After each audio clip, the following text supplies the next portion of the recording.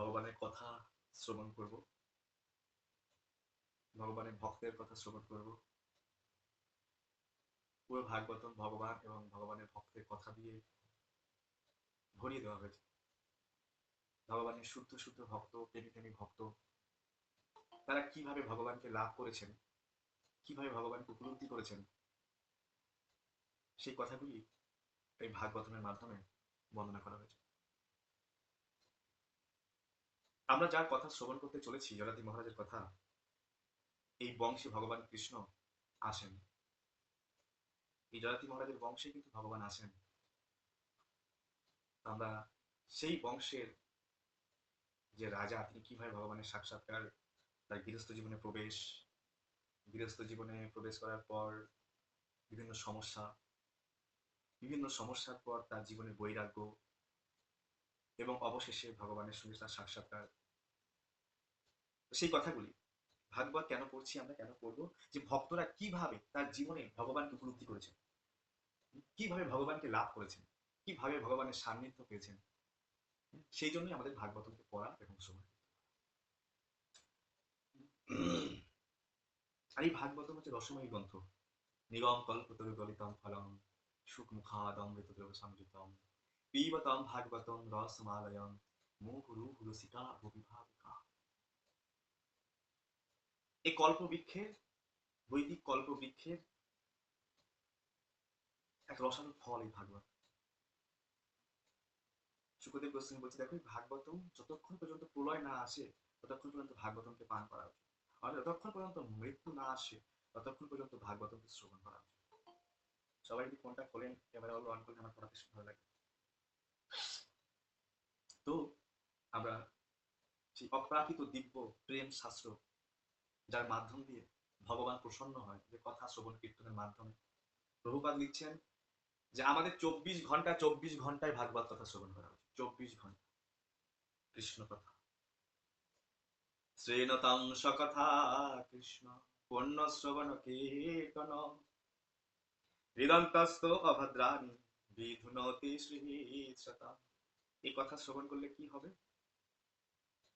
যত হৃদয়ের অভদ্র আছে, অভদ্রতা, পাপ করার যে বাসনা, চলে যাবে কৃষ্ণ কথা শ্রবণ। এই জন্য আমাদের রোজ ভগবানের কথা শ্রবণ করা উচিত। আমরা গতদিন দেখলাম শর্মিষ্ঠা রাজার মেয়ে এবং শুক্রাচার্যের মেয়ে এবং তার সঙ্গে আরো অনেক তার বান্ধবীরা সবাই মিলে তারা কোথায় গেছেন? এক সরোবরে স্নান করছেন। আর সেই সময় হঠাৎ ভোলানাথ চলে আসে। হঠাৎ, কোনো বলা কওয়া নেই, হঠাৎ, যেখানে নো এন্ট্রি লেখা আছে, অনলি লেডিস, আর সেখানে দৈব বশত ভোলানাথ চলে আসে। আর ভোলানাথকে দেখে, ওই ভোলানাথ ভোলানাথ ভোলানাথ, সবাই সবার শাড়ি টাড়ি নিয়ে সব গায়ে জড়াচ্ছে। ভুল করে রাজার মেয়ের, মানে দেবযানী, মানে শুক্রাচার্যের কন্যার মেয়ে, কন্যা হচ্ছে দেবযানী, দেবযানীর কন্যার যে শাড়ি, সেই শাড়িটা পরে নিয়েছে রাজার মেয়ে। বুঝতে পারছি? গুরু কন্যার শাড়িটা, মানে দেবযানীর শাড়ি পরে নিয়েছে রাজার মেয়ে, ভুল করে একই রকম কালার শাড়িটা পরে নিয়েছে। আর দেবযানীর শাড়ি, শর্মিষ্ঠার শাড়ি পরে নিয়েছে রাজা।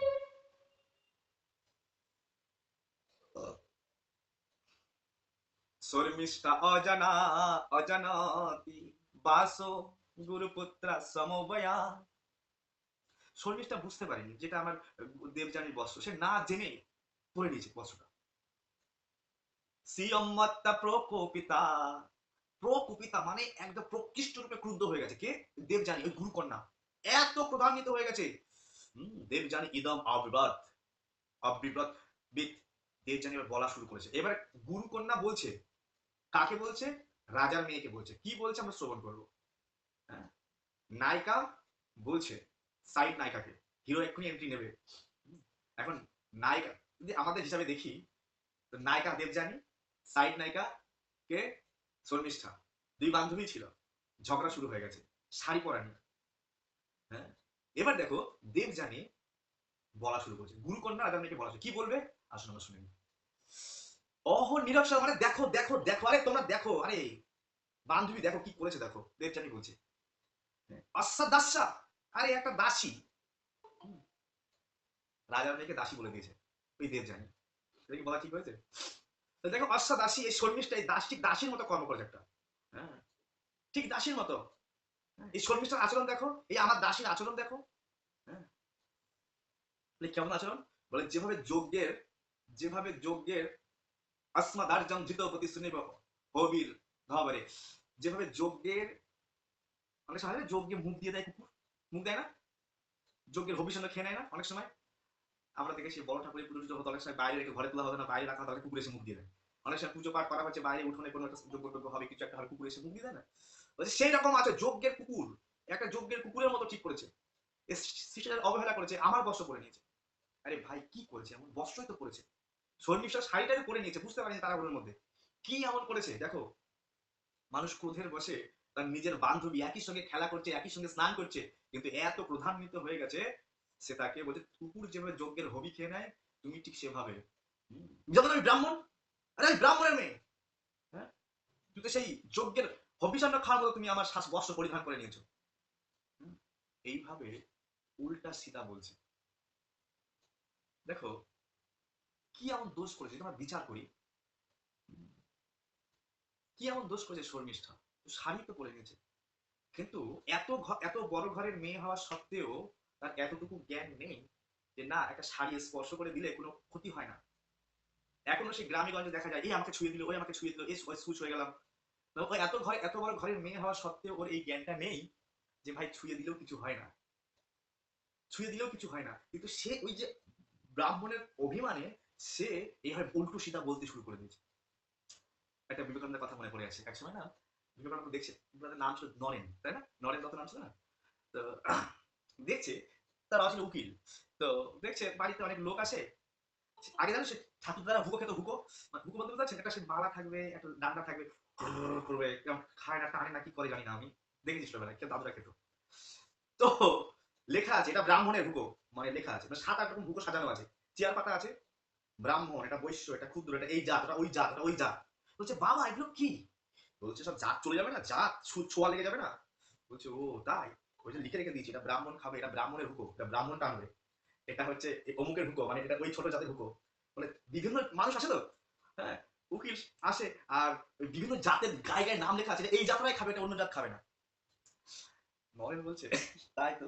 একদিন তার বাবা হট করে অফিসে বাড়ি এসে দেখে নরেন হুকো টানছে এরকম করে, একবার ব্রাহ্মণের হুকোটা মুখ দেয়, একবার নিচু জাতের হুকোটা মুখ দেয়, সব 8-10টা হুকো লাগানো আছে, মুখ দিচ্ছে। বাবা বলছে ওই কি করছো তুমি, বলছে বাবা দেখছি আমার জাতটা যায় কিনা। আমি বললেন জাত চলে যায় নাকি, ছোঁয়া লাগে দাঁত চলে যায়, দেখছে জাতটা চলে যায় কিনা। তো হুকো টেনে এই 8-10টা হুকো নরেন টানছে, বাবা এটা কি হয়, এসব তো ভ্রম সব, আমি কি আমাকে জাত চলে গেছে, কি আমার কোনো ক্ষমতা চলে গেছে, কি আমি অস্পৃশ্য হয়ে গেছি। এইভাবে আমরা ইতিহাসের পাতায় দেখি যে গান্ধীজি রাজা রামমোহন রায় আরো অনেকে বিবেকানন্দের যে আমাদের কুসংস্কার, হ্যাঁ, জাত চলে যাবে এই চলে যাবে এই ছুঁয়ে দিও না, ওই আগে মানুষ ভাবতো ওই ছুঁয়ে দিলে ওই পুকুরের জলে ওরা ওই জল খায় ওই জল খেলে আমাদের জাত চলে যাবে, এরকম তো আগে জীবনে কিছু সিনেমায় দেখা যায় পুরোনো সিনেমায়। হ্যাঁ, ওকে এক ঘরে করে দেওয়া হোক ঠিক। আর শর্মিষ্ঠা সরি দেবযানী এত বড় ব্রাহ্মণের ঘরের মেয়ে হওয়ার পরেও একটু তার বান্ধবী শাড়িটা পরেছে, কি এমন অপরাধ করেছে, এই যে জাত চলে যাবে জাত আমি সুচ হয়ে গেছে, কি সুচ হয়ে গেছে, এটা ঠিক নয়। মুচি হয়ে সূচি হয় যদি কৃষ্ণ ভজে, ব্রাহ্মণ হয়ে চন্ডাল হয় যদি কৃষ্ণ ত্যাগে। এক সময় আমাদের গোরখপুর গীতা প্রেস কল্যাণ পত্রিকা মানে ওখানে এরকম লেখা আছে, মানে ওরা কখনো জীবন্ত মানুষ যত বড় মহাত্মা হয়ে যাক জীবন্ত ব্যক্তি কখনো ছবি পোস্ট করে না, ঠিক আছে। তো যখন প্রভুপাদ বিদেশ থেকে আসেন তো প্রভুপাদ তার শিষ্য সমন্ত বিদেশি শিষ্য সন্ন্যাসীকে নিয়ে এসেছেন, তো প্রভুপাদকে দেখি বলছি ওই কল্যাণ পত্রিকার যে সম্পাদক হনুমন্ত প্রসাদ পোদ্দারজি ছবি তোলো ছবি তোলো ছবি তোলো, বলছে বাবা আপনি যে ছবি তুলেন না, মানে জীবন্ত মানুষের কোনো ছবি বলতে পোস্ট হয় না, নাই যেমন তেমন মহাত্মা, তুই যেমন তেমন সাধু নয়, ছবি তোলো এই বিদেশি যুবকদের ছবি তোলো সন্ন্যাসীদেরকে, বলছে সাধারণ মানুষ না। যখন ছিল প্রভুপাদ যখন বিদেশিদেরকে সন্ন্যাস দিয়েছে তো এই জগতের কিছু বড় বড় পণ্ডিত তারা নিন্দা করতো এই প্রভুপাদ কেন স্মৃতদের সন্ন্যাস দিয়েছে, প্রভুপাদ কেন স্মৃতদের সন্ন্যাস দেবে, হ্যাঁ ওদের কি যোগ্যতা আছে স্মৃত সন্ন্যাস হয়ে যাবে। ভাগবতমে বর্ণনা করা আছে স্মৃচ্ছ জবি খাস পুলিন্দ এরকম অনেক জাত আছে যারা নিচু জাত, ওরা যদি ভক্তের সংস্পর্শে চলে আসে ওরাও পবিত্র হয়ে যায়, বুঝতে পারছি। যে যতই নিচু হোক না কেন যদি কোনো শুদ্ধ ভক্তের সান্নিধ্যে চলে আসে সে স্মৃচ্ছ হতে পারে জবন হতে পারে দবির খাস শ্লোক আছে ভাগবত এরকম, যাই হোক না কেন সে শুদ্ধ ভক্তে পরিণত হতে পারে। তাই সেই গীতাবের সম্পাদক বলছিলেন এটা ভাগবতের সিদ্ধান্ত, শুদ্ধ ভক্তের সান্নিধ্যে যে আসবে সে পরম পবিত্র হতে পারে। এখানে কোনো খারাপ কিছু নাই। ছবি তোলার পোস্ট করো আমাদের গ্রন্থে, খুব সুন্দর কাজ করছে। কিন্তু এত বড়, এই যে এত বড় ঘরের মেয়ে হওয়ার পরও দেবযানীর এই এতটুকু জ্ঞান ছিল না যে এটা একটা কুসংস্কার, এই ছোঁয়া লেগে যাবে, এই ধোঁয়া লেগে যাবে। এখান থেকে যেন আমরাও শিখি যে আমরাও যেন এইরকম ছোঁয়াছুঁয়ির ব্যাপারে যাতে আমরাও বেশি ওর মধ্যে না যাই, তাহলে আমরাও সমাজে আমরা তাকে আমাকেই মানুষ সাইড করে দেবে। হুম? এখনো গ্রামে গঞ্জে দেখা যায়, শহরে এলাকায় দেখা যায় না। এখনো গ্রামে গঞ্জে এই নিচু জাত ও উঁচু জাত, বিশেষ করে ইউপি ডিউপিতে বিভিন্ন জায়গায় আমি দেখেছি এরকম ছোঁয়াছুঁচ কি বলে না, একটা ব্যাপার স্যাপার থেকে থাকে। শাস্ত্রে কিন্তু এরকম নেই। জন্ম না জায়তে শূদ্র, আমরা জন্ম থেকেই জানেন কিনা আমরা কিন্তু শূদ্র। আমরা জন্মসূত্রে কেউ আমরা কেউ না ব্রাহ্মণ না ক্ষত্রিয় না বৈশ্য, আমরা সবাই শূদ্র। জন্মের সময় কেউ ইঞ্জিনিয়ার হয়ে জন্মগ্রহণ করে না? আমি ইঞ্জিনিয়ার হয়ে জন্মগ্রহণ করছি, আমি পিএইচডি নিয়ে জন্মগ্রহণ করছি, কেউ করে? জন্মের সময় কেউ এরকম ভাবে জন্মগ্রহণ করে না, আমি এটা হয়ে জন্মগ্রহণ করছি, আমি প্রধানমন্ত্রী জন্মগ্রহণ করছি না। জন্মের সময় সব শূদ্র হয়ে জন্মগ্রহণ করে, শাস্ত্রে বলছে। এবং কলিযুগে কলস শূদ্র ধরা, কলিযুগে সবাই শূদ্র, সবাই নিচু। যেই ভজে সেই বড়, বড় ব্যক্তিকে যেই ভজে সেই বড়, অভক্ত হীনাচার, কৃষ্ণ ভজনে জাতি কুলাদি নাহি বিচার। কৃষ্ণ ভজনে কখনো জাতি কুলকে বিচার করতে নেই, এই অমুক জাতি, এই অমুকের নিচু, এই বড় না। কৃষ্ণ ভজনে জাতি কুলাদি বিচার করতে নেই। যদি আমরা জাতি কুলাদি বিচার করি, এর একটা অপরাধ লেগে যায়। এর একটা অপরাধ আছে। কেউ যদি কৃষ্ণ ভক্ত হওয়ার পরে যদি বিচার করে আরেকজন ভক্ত, তুমি না নিচু জাত, তুমি আবার জব করছো, এই তুমি আমাকে চলে না, এই যে নিচু জাত উঁচু জাত এরকম করলে আমাদের অপরাধ লাগবে। এগুলো তো আমাদের বাঁচতে হবে। এই পয়েন্ট থেকে আমরা শিখতে পারি যে দেবযানীর মতো আচরণ আমাদের না হয়। সামান্য একটু শাড়ি চেঞ্জ করে ফেলেছে, কি হয়েছে? কি চণ্ডী অশুদ্ধ হয়েছে? শাড়ি তো পড়েছে বান্ধবী, কি হয়েছে? তো কি বলছে? বলে কি যজ্ঞের, মানে এমন কথা বলছে, কুকুর কুকুর মুখ দিয়ে দিয়েছে, কুকুর। যজ্ঞে যেমন হব্বি শব্দ যেমন কুকুর মুখ দেয়, ঠিক ওকে কুকুরের সাথে কুকুরের মতো আমার শাড়িটা মুখ দিয়ে দিয়েছে, আমার শাড়িটা পরে নিয়েছে। এরকম ভাবে দেবযানী কঠোর বাক্যে প্রকৃষ্ট কোপে অত্যন্ত ক্রোধান্বিত হয়ে বাক্যবান দিচ্ছে। এটা দেবযানীর একটা খারাপ গুণ। কিন্তু দেবযানী যেমন তেমন ঘরের মেয়ে না, কার মেয়ে? শুক্রাচার্যের ব্রাহ্মণ ঘরের মেয়ে। হ্যাঁ, তারও তো জ্ঞান আছে না। দেখো কথা কত সুন্দর বলছে দেবযানী, ঝগড়া করছে। হ্যাঁ, আর ঝগড়া করতে করতে কি বলছি জানো? আরে ওই শর্মিষ্ঠা, হুম, জয়রিদাম তপসা, তুমি জানো না তপস্যা সিস্টেম? আরে আমরা ব্রাহ্মণ, আমরা তপস্যা দ্বারা সৃষ্টি করি। হ্যাঁ, ঠিকই বলেছে দেবযানী। আমাদের যত সৃষ্টি কাজ ব্রাহ্মণ থেকেই হয়েছে। যত সৃষ্টির প্রারম্ভে যখন বড় বড় ব্রাহ্মণ, কশ্যপ মুনি ব্রাহ্মণ, ভরদ্বাজ মুনি ব্রাহ্মণ, অঙ্গিরা ঋষি ব্রাহ্মণ, আমরা গোত্র বলি না, গোত্র, সবার সবার গোত্র আছে না? আমি অমুক গোত্র অমুক গোত্র, ওই সব সমস্ত গোত্র ব্রাহ্মণ। হুম, তো এই সমস্ত ব্রাহ্মণেরা তপস্যা করেছে আগে। ব্রহ্মা বলছে যাও তপস্যা করো, সবাই তপস্যা করেছে। তপস্যা করে শক্তি অর্জন করেছে। শক্তি অর্জন করার পরে সবাই সৃষ্টিকার্য শুরু করেছে এই ব্রহ্মাণ্ড। তো ক্রোধান্বিত হয়েছে দেবযানী, আর ক্রোধান্বিত হয়ে বলছে জানো আমরা ব্রাহ্মণ, আর আমরা আমাদের তপস্যার ফলেই সবকিছু জগৎ সৃষ্টি হয়েছে। শুধু তাই না, আরে শর্মিষ্ঠা জানো আমাদের মুখ দিয়ে ভগবান খায়, মুখম পুংস পরস্য যে। আরে আমরা যে খাই না, এই ব্রাহ্মণ ভগবান ভাগবত 2-3 বার বলছে যে আমাকে যদি কোনো বৈষ্ণব আহার করে, যদি কোনো বৈষ্ণবকে খেতে দেওয়া হয় তো আমাকে খেতে দেওয়া। বৈষ্ণব যখন খেয়ে তৃপ্তি হয়ে ঢেক তোলে, তো ও আমি তৃপ্তি, ওই তৃপ্তি আমারই তৃপ্তি হচ্ছে। এ ভগবানের মুখ নিশ্চিত বাণী। বলছে জানো আমরা ব্রাহ্মণ, আমরা বৈষ্ণব, আমরা যে খাবারটা খাই তাও ভগবানের সুখের জন্য খাই। ভগবান আমাদের মুখ দিয়ে খায়। এই যে বলছে না মুখম পুংস পরস্য যে, ভগবান আমাদের মুখ দিয়ে খায়। ভগবান বলছে ভগবান দুভাবে খায়। ভগবান দুভাবে, এক তো অগ্নির মাধ্যমে, অগ্নিতে ঘৃত আহুতি করে, দ্বিতীয়ত ব্রাহ্মণদের বৈষ্ণবদের খেতে দেওয়ার মাধ্যমে। ভগবান বলছে কত অগ্নিতে ঘি না দিয়ে ওই ঘি দিয়ে অন্ন ডাল সবজি রান্না করে আমার ভক্তকে প্রসাদ পাবো, আমি বেশি খুশি হব। তো এখানে ব্রাহ্মণেরা কি করে, যাগযজ্ঞ করে, অগ্নিতে ঘি দেয়, ভগবানকে খাওয়ায়, আবার নিজেরাও যে প্রসাদ পায়, ওই প্রসাদ পাওয়ার মাধ্যমে ভগবান তৃপ্ত হয়। জানো না আমরা ব্রাহ্মণ, আমাদের মুখ দিয়ে ভগবান প্রসাদ পায়। তুমি কি মনে করেছো আমাদেরকে? তুমি আমার ড্রেসটা পরে নিয়েছো, কি মনে করেছো আমাদেরকে? হ্যাঁ, শর্মিষ্ঠা কিভাবে বলছে। হ্যাঁ,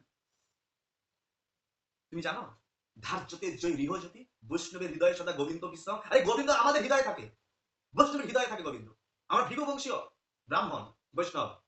হ্যাঁ, ধার্যতে জয় গৃহজ্যোতি, শিব পন্থা প্রদর্শকে। আরে আমরা এই মঙ্গলময় পথ এই জগতে সবাইকে আমরা আমরা প্রবচন করি, আমরা এই জগতে প্রবচন পাঠ প্রবচন করি, আমরা মঙ্গলময় পথ প্রদর্শন করি এই জগতে। ভগবান আমাদের হৃদয়ে থাকে, আর তুমি আমার শাড়িটা পরে নিয়েছো, এভাবে বান্ধবীকে বলতেই আছে। তুমি জানো জন বন্দতি উপতিষ্ঠন্তে লোকনাথ। বড় বড় লোকপাল আমাদেরকে বন্দনা করে, ব্রাহ্মণ বৈষ্ণবদেরকে বন্দনা করে। বড় বড় লোকপাল, শুধু লোকপাল নয়, সুরেশ্বরা, বড় বড় দেবতা, বড় বড় দেবতারা ব্রাহ্মণ বৈষ্ণবকে পূজা করে। আরে বড় বড় দেবতার কথা ছেড়ে দাও, ভগবান অপি, ভগবান স্বয়ং ব্রাহ্মণ বৈষ্ণবকে পূজা করে। নম ব্রাহ্মণ্য দেবায় গো ব্রাহ্মণ্য হিতায় চ জগৎ হিতায় কৃষ্ণায় গোবিন্দায় নমো নমঃ। তাই না? নম ব্রাহ্মণ্য দেবায়, ব্রাহ্মণ দেবতাকে ভগবান প্রসন্ন করে না? তো বলছে দেখো, বলে আরে সারো দেবতা লোক ভগবান স্বয়ং পর্যন্ত ব্রাহ্মণ বৈষ্ণবকে পুজো করে, সম্মান করে। শুধু তাই না, বিশ্বের ভগবান বিশ্বাত্মা, পাবন, যাকে লক্ষ্মী দেবী শ্রী নিকেতন সেখানে লক্ষ্মী দেবী সেবা করে। হ্যাঁ, আর সেই ভগবান আমাদের সেবা করেন, যারা পূজা লক্ষ্মী দেবী করেন, সেই আর সেই ব্রাহ্মণকে ভগবান এত ভালোবাসেন, সেবা করেন।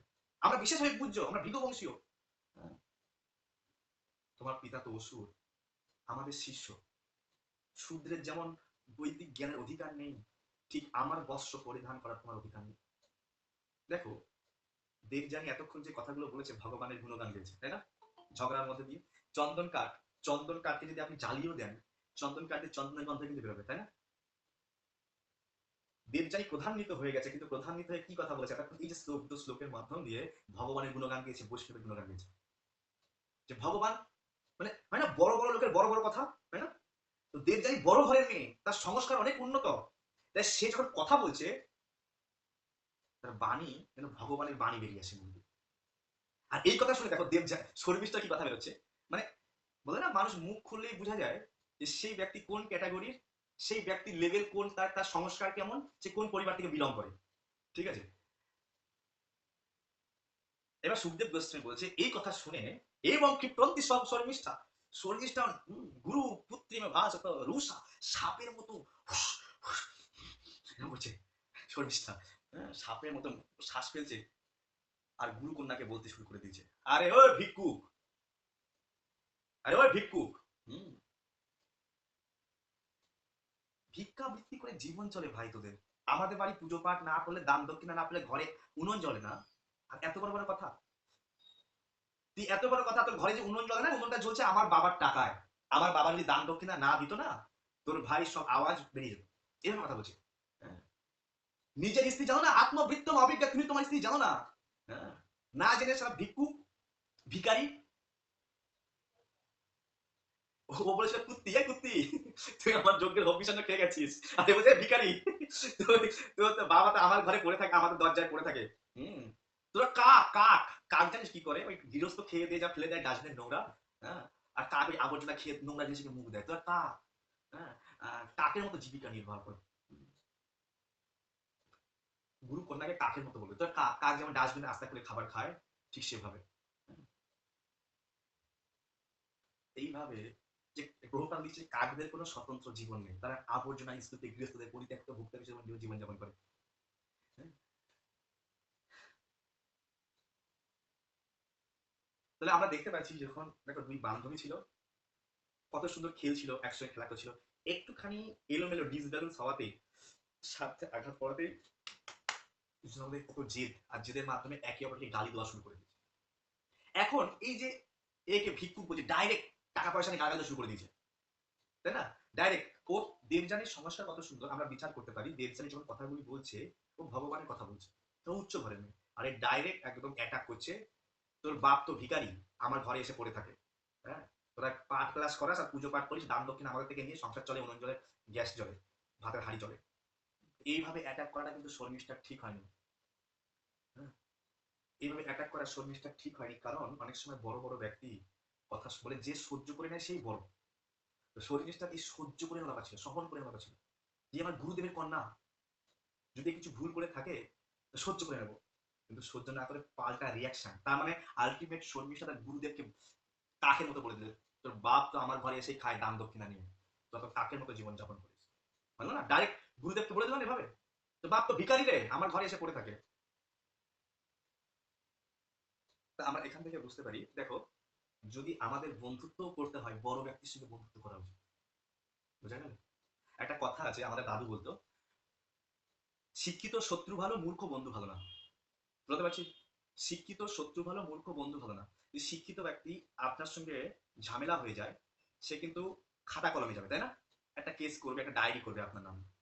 আর মূর্খ ব্যক্তি ডাইরেক্ট ছুরি চাকু নিবে, ডাইরেক্ট বাস দিয়ে মাথায় মেরে দেবে না আপনাকে, মানে বেঁচে থাকার সুযোগ দেবে না আপনার। কিন্তু যে শিক্ষিত ব্যক্তি, সে মানে লিগাল একটা অ্যাকশন নেবে। যদি কোনো রকম কোনো প্রবলেম হয়, আপনার সঙ্গে স্বার্থে কোনো কিছু হয়, সে কোর্টে যাবে, উকিল মারফত যাবে, যে কোনো একটা মীমাংসায় আসবে কোর্টের মাধ্যমে। কিন্তু মূর্খ ব্যক্তি ডাইরেক্ট মাথায় পাশে থাকবে, স্পট ডেট করে দেবে। তাই বলছে শিক্ষিত শত্রু ভালো, মূর্খ বন্ধু ভালো না। ঠিক তেমনি আমরা যখন কারোর সঙ্গে বন্ধুত্ব করবো, যেন বড় বলিষ্ঠ ব্যক্তির সঙ্গে বন্ধুত্ব করি। আজকে শর্মিষ্ঠাকে যখন দেখো ক্রোধান্বিত হয়েছে, শর্মিষ্ঠা সরি দেবযানী ক্রোধান্বিত হয়েছে, কিন্তু ক্রোধান্বিত হওয়ার পরে হচ্ছে বাণীগুলো বলছে ভগবানের কথা, শাস্ত্র থেকে বলছে, শাস্ত্রসম্মত বলছে। ক্রোধ হয়েছে, কিন্তু ক্রোধের মধ্যেও ধরো আমার রাগ হয়েছে আর আমার কাছে প্রচুর টাকা আছে, ধরো ধনী ব্যক্তি, হ্যাঁ, ধরো একজন ধনী ব্যক্তি, একজন ভিখারি ব্যক্তি বন্ধুত্ব। এখন ধনী ব্যক্তি রেগে গেছে, আর ধনী ব্যক্তির কাছে সোনার কয়েন আছে, আর সোনার কয়েন ছুঁয়ে ছুঁয়ে মারছে। ভিখারি বলছে মার, মার জল তুলে নেবো, তুলে নেবো, তুলে নেবো, ঠিক কিনা? তো যেন ও যে কথাগুলো বলছে সোনার কয়েনের মতো বলছে, বুঝা গেল? হ্যাঁ। তুলে নিই না আমরা, যেগুলো কি সোনার কয়েন দিয়ে আমাকে মারে, তুলে নেবো না, কুড়িয়ে নেবো না, মার আরো বেশি করে মার, তুলে নেবো পাঁচ জুড়ির মধ্যে। ঠিক তেমনি যদি আমরা বড় ব্যক্তির সঙ্গে বন্ধুত্ব করি, মিত্রতা করি, বড় ব্যক্তির বলিষ্ঠ ভক্তের সঙ্গে সান্নিধ্যে থাকি, সে যদি গালিও দেয়, বকাও দেয়, শাসনও করে, তো আমার নিজের জন্য। আমার তো বুদ্ধি কম আছে, দেমাগ নেই, একটুতেই রেগে যায়, একটুতেই প্রবলেম, একটুতেই সমস্যা। কিন্তু বলিষ্ঠ ব্যক্তি আমার জন্য গালি দেবে, বকা দেবে, শাসন করবে, কিন্তু এতে আমার হিত আছে, বুঝা গেল? আর যদি আমি থার্ড ক্লাস লোকের সঙ্গে বন্ধুত্ব করি, তার সঙ্গে চলাফেরা করি, তাহলে কিন্তু কই কই মতো অবস্থা হয়ে যাবে। কই কই মন্থরা, মনে পড়ছে রামায়ণ? হ্যাঁ, এই জন্য সঙ্গটাও মেটার করে। হ্যাঁ, যে আমি কার সঙ্গে মিশবো, আমার সন্তান কার সঙ্গে মিশছে, আমার পরিবারের লোকগুলি কার সঙ্গে মিশছে, কার সঙ্গে উঠছে, কার সঙ্গে কথা বলছে, কার সঙ্গে সম্বন্ধ রাখছে, কোন সিনেমা দেখছে, কোন টিভি দেখছে, এগুলো ধ্যান রাখতে হবে। তাহলে কিন্তু সঙ্গই একটা সময় দেখা যাবে যে এই সঙ্গের কারণেই পরিবার ধ্বংস হয়ে যাচ্ছে, সঙ্গের কারণেই সব এলোমেলো হয়ে যাচ্ছে। আমি একটা গল্প সবসময় বলি, একটু মনে করিয়ে দিই। যে এক সময়